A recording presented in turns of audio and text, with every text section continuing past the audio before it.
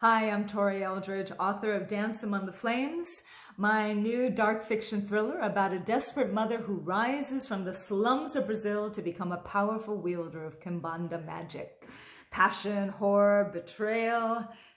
If that sounds like your cup of tea, keep listening. I'm going to read a little excerpt. If you've seen that dance that was choreographed for me by my friend from Cats, then you may have a little idea of the kind of scene this is going to be. This is Serafina, and she is in the midst of doing a ritual to call on Eshu of the Seven Crossroads.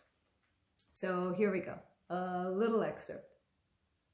Around and around she went, whipping and chanting over and over until she crumpled into the dirt, mouth agape and limbs like a discarded puppet. The air thickened and obscured the trees. The throbbing pulse swallowed the sound of Diogo's drums. Serafina's heartbeat matched the pulse, answering, joining, until the two sounds became one. A flame, hotter and brighter than any bonfire she could have ignited, formed into the most magnificent male she had ever seen. He stood at least 9 feet tall, hairless skin shining like oiled night, black, mysterious, seductive. Ropes of muscle and sinew flexed beneath his sleek skin. A blood-red cloth hung from the center of his low-slung golden waistband like a dart to the dirt between his feet. He held a giant golden key, as a king would hold a scepter with teeth pointed down and 3 loops of the handle pointing up like a crown. In the other hand, he held a heavy wooden club varnished to the same blood red as the loincloth. The muscles in his arm and torso flexed with the force of his grips and displayed more cuts and bulges than Serafina had ever seen on a human body. And those legs, meu Deus, how she wanted to run her hands up the ridges of those calves and thighs. She forced her gaze higher and regained her composure and focused on the large red beads looped around his massive neck. She slid her gaze higher still, and the light from the golden almond eyes pierced directly into her soul.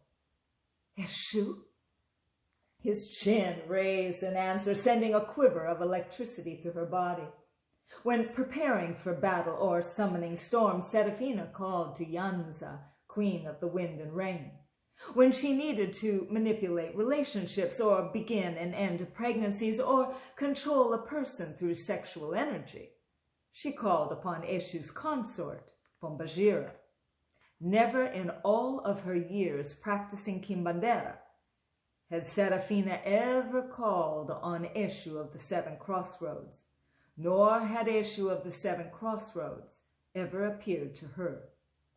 She knew of his reach and influence. She understood the havoc he caused, the power he wielded, and the risk she would take if she invoked him. Or so she thought. Please, please, she begged, too awestruck to articulate what she needed.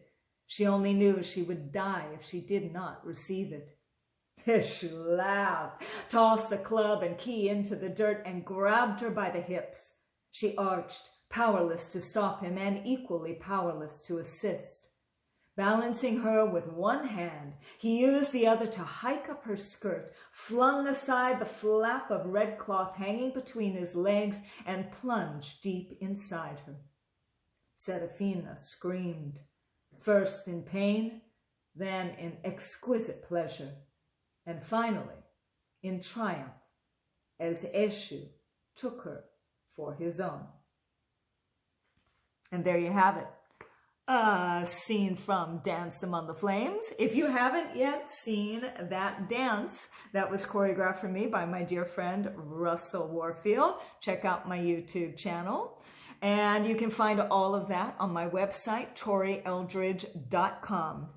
I hope you check out Dance Among the Flames. Find it anywhere books are sold, available in trade paperback, ebook, and ebook and audiobook narrated by the talented Alex Picard.